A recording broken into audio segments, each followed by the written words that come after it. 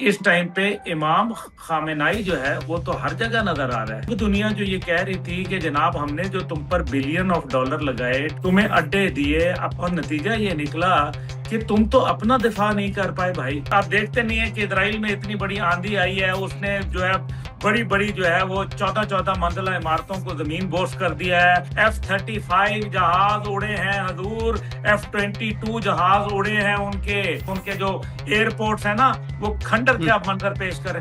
بات یہ ہے کہ انہوں نے پنگا لے لیا ہے غلط. انہوں نے یہ سوچا تھا کہ امام خامنائی کو شہید کرنے کے بعد جو ہے ہم جو ہے منظر نامہ تبدیل کر کے رکھ دیں گے. جس انداز کے اندر جو آتش بازی چل رہی ہے اس ٹائم پہ، پورا تل ابیب حیفا اس ٹائم پہ لرز رہا ہے.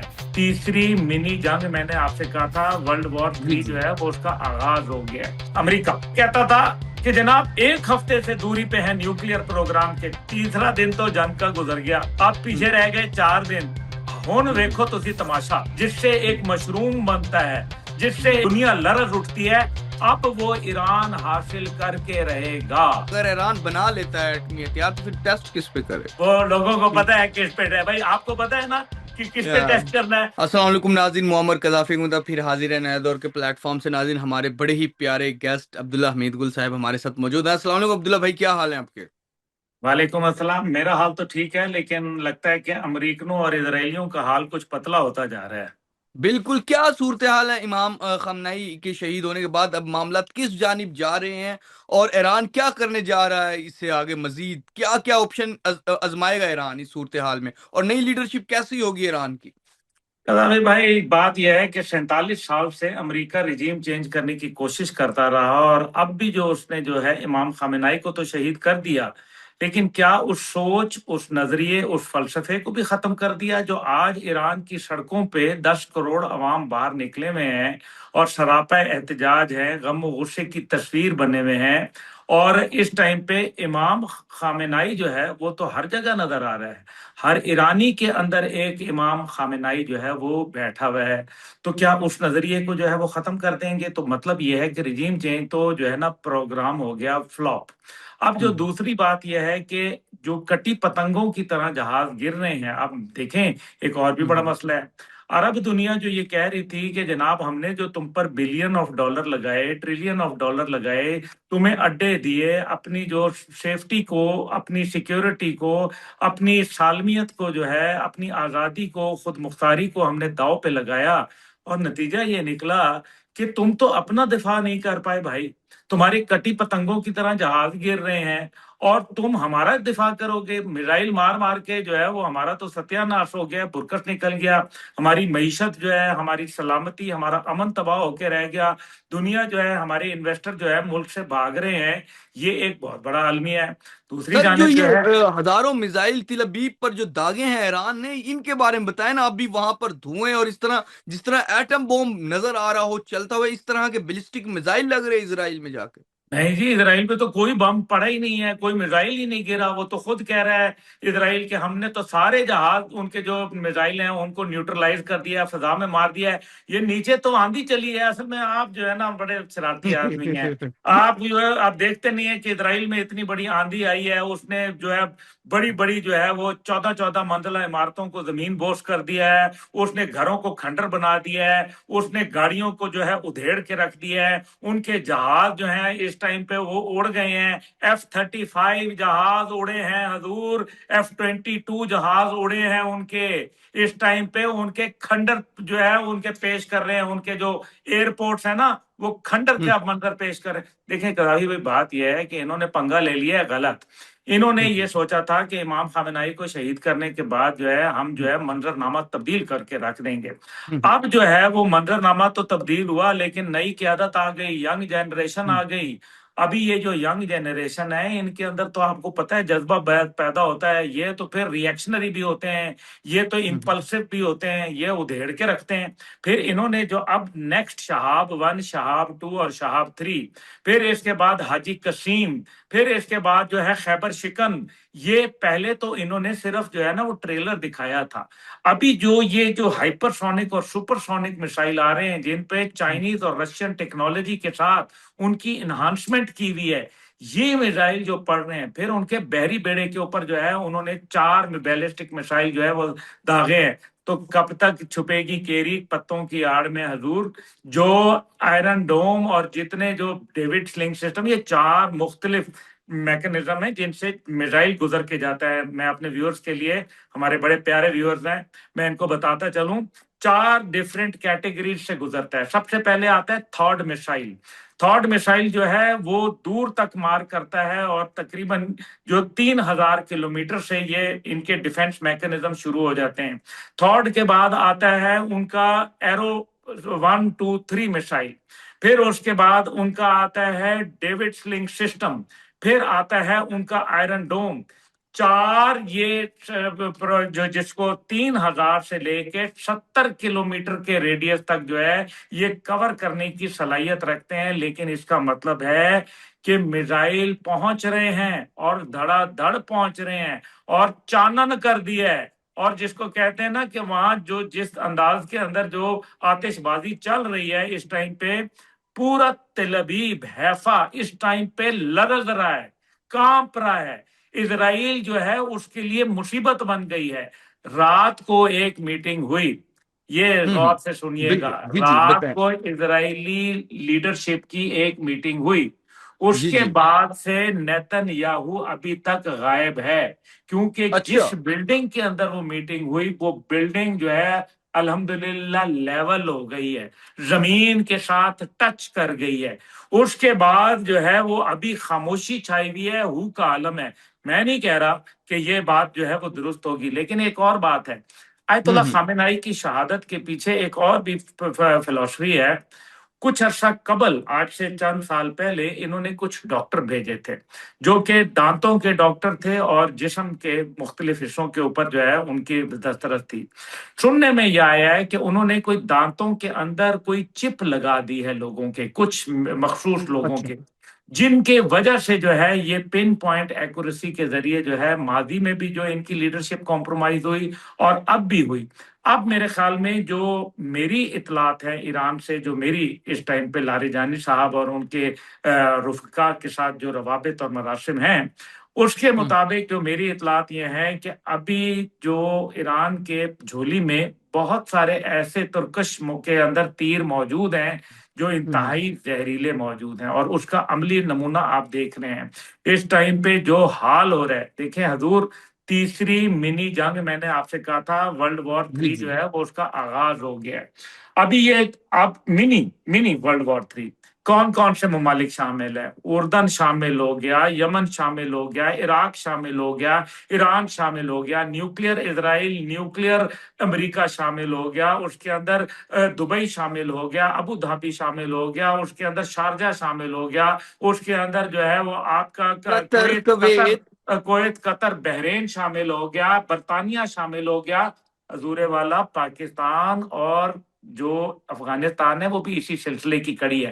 ڈی جی بالکل. I S P R general Ahmed Sharif Chaudhry کو کیا ضرورت پیش آ گئی کہ انہوں نے الجزیرہ کو انٹرویو دے کے کہا کہ پاکستان کی طرف میلی آنکھ سے دیکھنا بھی نہیں، ہم ایک ڈکلیئرڈ تسلیم شدہ نیوکلیئر پاور ہیں، اگر ہمارے پاس تم آؤ گے تو پھر تمہیں جو ہے نا ہارفک اس کے جو ہے وہ نتائج بھگتنے پڑیں گے. دنیا نے وہ منظر شاید پہلے کبھی تباہی کا ہولناک نہیں دیکھا ہوگا جو خدا نہ خواستہ اب دیکھے گی.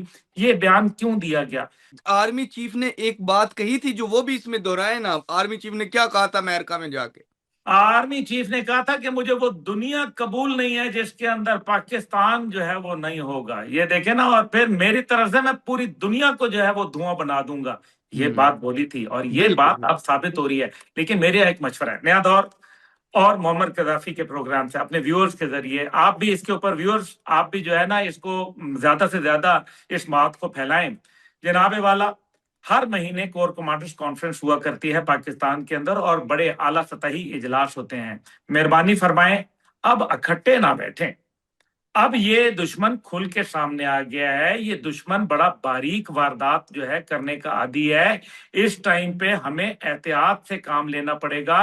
ٹھیک ہے کہ ہم نیوکلیئر ہیں، ٹھیک ہے کہ ہم ایک بڑی عسکری قوت ہیں، الحمدللہ ہمیں اس کے اوپر فخر بھی ہے، لیکن یہ جو اس ٹائم پہ یہود ہنود کا گٹھ جوڑ ہو گیا، یہ بڑا خطرناک ہے۔ میں نے آپ سے پہلے بھی کہا تھا کہ یہ نریندر مودی گیا ہے، یہ لچ تلنے گیا ہے، اور وہ لچ آپ کو نظر آ گیا ہے۔ ابھی قذافی بھائی ایک بات پر، جو لوگ اس ٹائم پہ ہمارے لوگ یہ سوچ رہے ہیں کہ جناب ایران جو ہے اس کو شکست ہو گئی ہے اور ایران کا تو سپریم لیڈر چلا گیا، او بابا 86 سال کے وہ تھے، آج نہیں تو کل انہوں نے ویسے بھی جو ہے وہ طبعی موت جو ہے وہ چلے جانا تھا۔ یہ تو ان کو اللہ نے جو ہے وہ یہ ایک شہادت دی کہ وہ جام شہادت نوش کر گئے، اور اپنے نظریات اور اپنے افکار چھوڑ گئے۔ ہر شخص کے ذہن کے اندر، نہ صرف ایران میں بلکہ پوری دنیا سمیت پاکستان میں ان کے فالوورز آج ایک کثیر تعداد میں موجود ہیں۔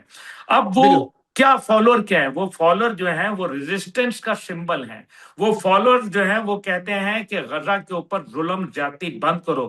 وہ فالوور اسرائیل کی ناجائز ریاست کو تسلیم کرنے کے جو ہے وہ خلاف ہیں۔ وہ فالوور کہتے ہیں کہ غزہ پیس بورڈ جو ہے اسی طریقے سے کٹی پتنگ بن گیا جس طرح امریکی F-15 جو ہے کٹی پتنگ بنے گر رہے ہیں۔ اچھا، مزے کی بات اس کے اندر بڑا انٹرسٹنگ یہ ہے کہ اس ٹائم پہ ایک اور بات ہوئی کہ امریکہ کہہ رہا ہے میرا ایک جہاز گرا ہے، اور کویت کا وزارت دفاع یہ کہہ رہی ہے کہ متعدد جہاز گرے ہیں، ملٹیپل۔ تو اس کا مطلب ہے کہ کیا کویت کو یہ احساس ہو گیا ہے کہ یہ ہمارے دفاع کیا کریں گے جو اپنا دفاع کرنے میں ناکام رہے ہیں؟ سر 560 سے اوپر تو فوجی تعداد بتائی جا رہی ہے جو ماری گئی ہے امریکہ کی۔ جی اس سے زیادہ ہے، یہ تعداد بڑھ رہی ہے، مستقل بڑھ رہی ہے، کیونکہ کوئی بھی چیز جب تک کہ یہ پوڈ کاسٹ آپ کا باہر جائے گا اور یہ لگ کے آئے گا تب تک کہ انشاءاللہ تعالی اضافہ ہی دیکھنے میں نظر آئے گا، کوئی بات نہیں۔ اچھا دیکھیں، میں نے آپ سے کہا تھا کہ گھڑی جو ہے وہ امریکہ کے پاس ہے، 4 دن میں کر دوں گا، فرعون بن گیا ہوں، رونق میرے میں ہے، نعوذ باللہ خدائی کا میں دعوے دار بن گیا ہوں، 4 دن میں دے رہا ہوں، 4 دن میں تباہ و برباد کر دوں گا امریکہ۔ اب کہہ رہے 30 دن تک جنگ جائے گی، پھر کہتا تھا کہ جناب 1 ہفتے سے دوری پہ ہے نیوکلیئر پروگرام کے، تیسرا دن تو جنگ کا گزر گیا، اب پیچھے رہ گئے 4 دن۔ ہن ویکھو تسی تماشا، اب آپ کو جو ہے وہ دھماکہ، وہ جس دھماکے کا ہم سوچتے تھے جس سے ایک مشروم بنتا ہے، جس سے ایک جو ہے وہ جو ایک دنیا لرز اٹھتی ہے، اب وہ ایران حاصل کر کے رہے گا، اب وہ ایران نہیں چھوڑے گا۔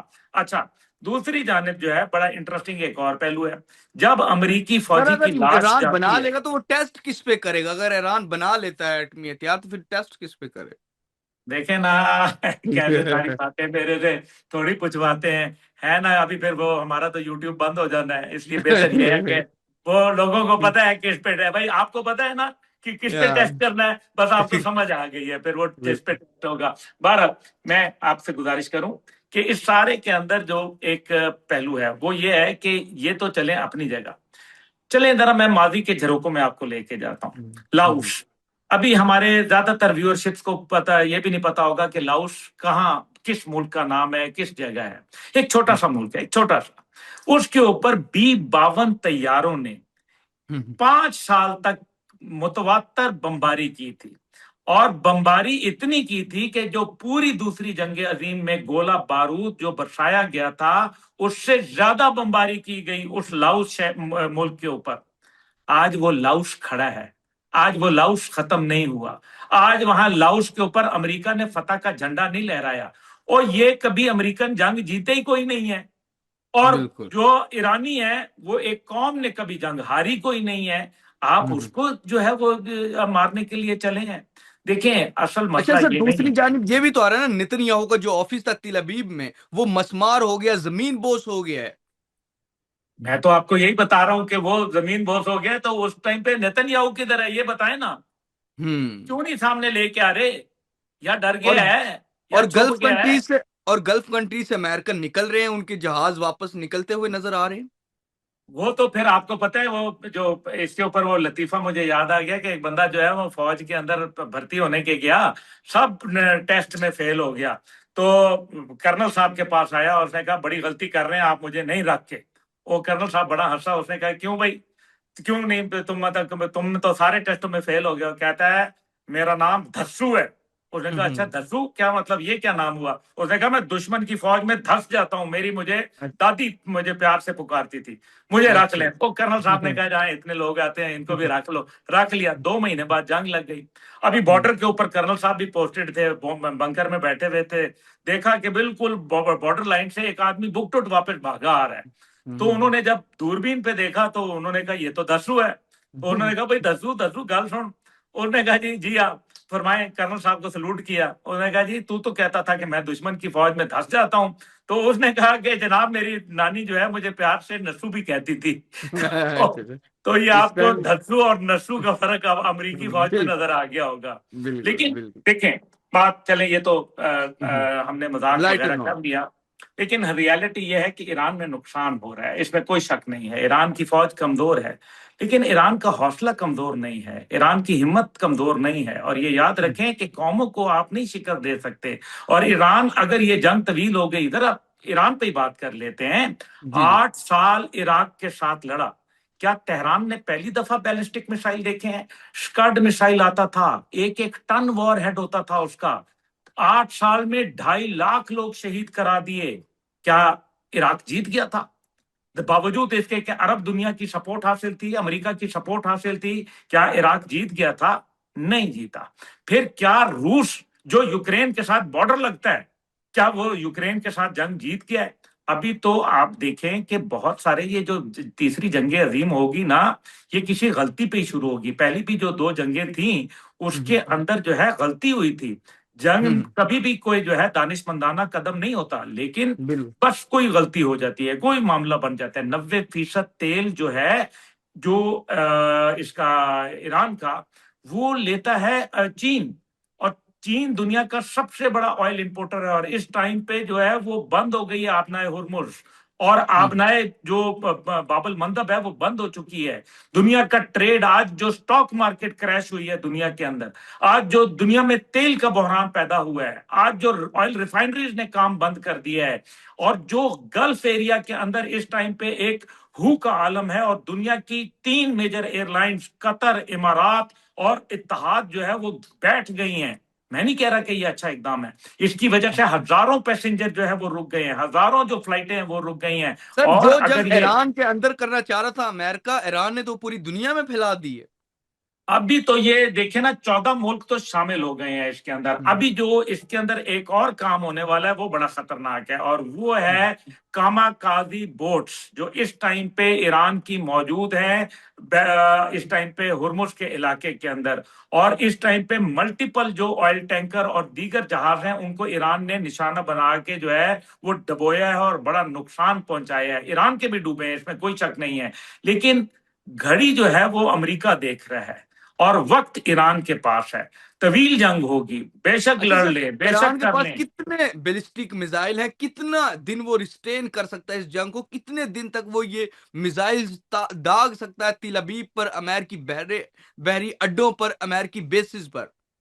देखिए फिलहाल तो जो अंदाजे के मुताबिक कहा जाता था वो ये कहा जाता था कि तकरीबन इनके पास 20,000 के करीब मिसाइल मौजूद हैं।